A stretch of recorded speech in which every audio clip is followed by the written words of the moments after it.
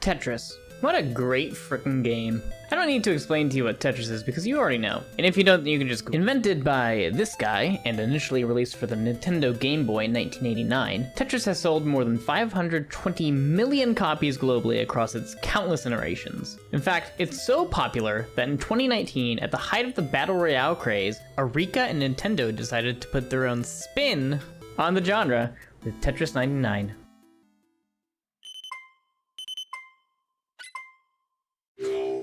Tetris 99 sees 99 players competing against one another in multiplayer Tetris to be number 1, or Tetris Maximus.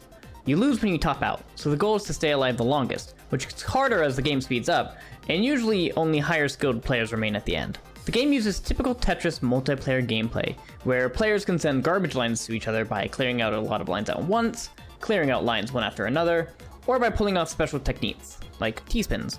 If you make someone else help out, also known as a KO, then you'll get badges. Remember this for later. The more badges you have, the more lines you send, which makes it easier to get KOs, which makes it easier to get more badges. That's a positive feedback loop, baby! Dab! Akira and Nintendo could have settled on just sending the lines out randomly, but instead, they put in this beautiful gift from the Tetris gods, the targeting system. And let me tell you, it is elegant as heck. But before we talk about how it's elegant, first we need to ask ourselves, what is elegance? When you think of elegance, you might think of a graceful ballerina or a beautifully sculpted piece of architecture. In game design specifically, you can think of elegance more as depth versus complexity. Depth is how many meaningful choices you can make within the play space, while complexity is the amount of mental energy required to understand the effects of those choices. Unfortunately, we don't have enough time to talk about what makes a choice meaningful in this video, but if that sounds interesting to you, let me know in the comments down below and maybe I'll make a video about it. For now, just remember that depth is how much stuff you can do that actually leads to a unique outcome. For example, Candyland has basically no depth. You pick a card and do what it says with no actual input or choice. In a game like chess, on the other hand, you control a bunch of different units that have unique traits and a limited play space that you share with an opponent, so the amount of meaningful choices you make is much higher. A tactics video game like Fire Emblem takes chess's depth and adds complexity. Now, on top of the units and their movement patterns, you also have to worry about stats, terrain, weapon types, how pretty they are, etc. Think of a graph that charts depth, the amount of choices you can make, and complexity, the mental effort required to understand the game.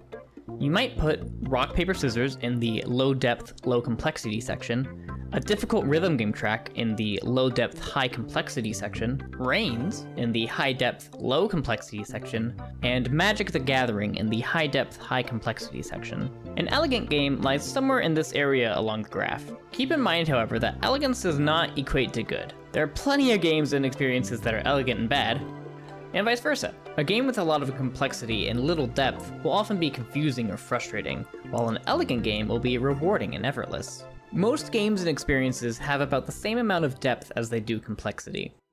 Now that we know what elegance is in game design, we can talk about what the Tetris 99 targeting system is and how it works. It has 4 options: random, badges, attackers, and KOs. Random is exactly what it sounds like. It randomly picks a target for you and switches every once in a while. Badges targets players with the most badges.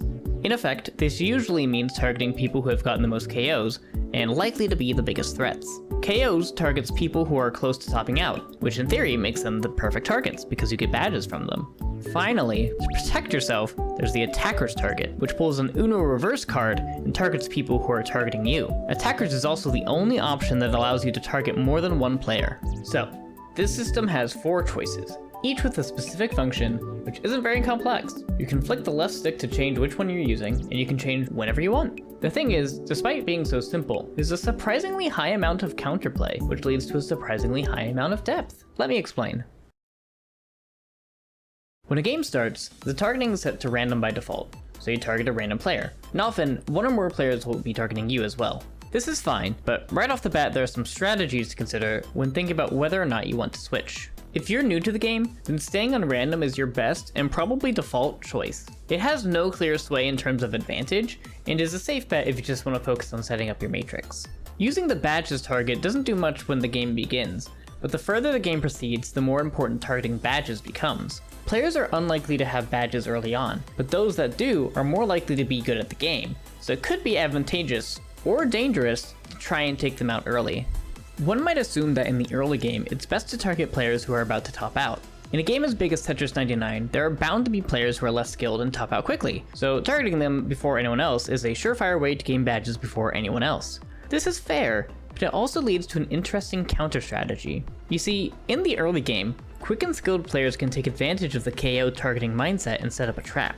They can stack their matrix extremely high, prime for several Tetrises or a long combo, and then wait for people to target them using KO. Once they have enough people targeting them, they can swap their targeting system to attackers, and very quickly send several lines to multiple people, quickly racking up badges for themselves. As the game goes on, players have to think carefully about how they use the targeting system. Staying on random can only get you so far, and the further into the game, the more likely it is to hurt you rather than help you. The average player should be thinking about their position compared to everyone else's. They want to have badges so that they can successfully attack and counterattack, but not so many badges that they're being targeted by multiple players at once. That said, skilled players might try and swap between badges and attackers such that they stem their biggest competition. Near the end of the game, you can assume that most players are highly skilled.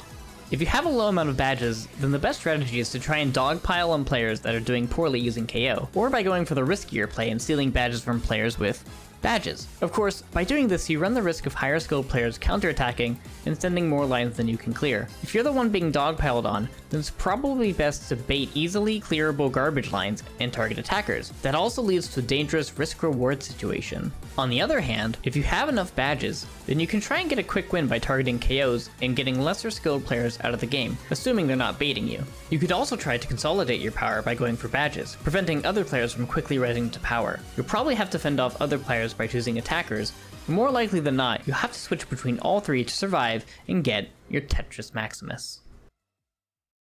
The best part about Tetris 99's targeting system is that it's great for all players. Its elegance means that you can put as much effort into getting better at the game as you want. So, whether that's sticking to random and letting the game choose for you, or going psycho and constantly changing who you target, players of all skill levels can play and enjoy what the game has to offer. Thank you so much to RenegadeMercury for requesting this video. Really appreciate it. Really appreciate you, Ren. I hope you enjoyed. If you want to learn more about Tetris 99, I have an interview with Trash Baby Aya that you can look at here. And I also want to give a shout out to Max Nichols and Benjamin Ellinger for their insights on elegance and granularity in video games. I have been Prince Raglan. I'll see you guys later.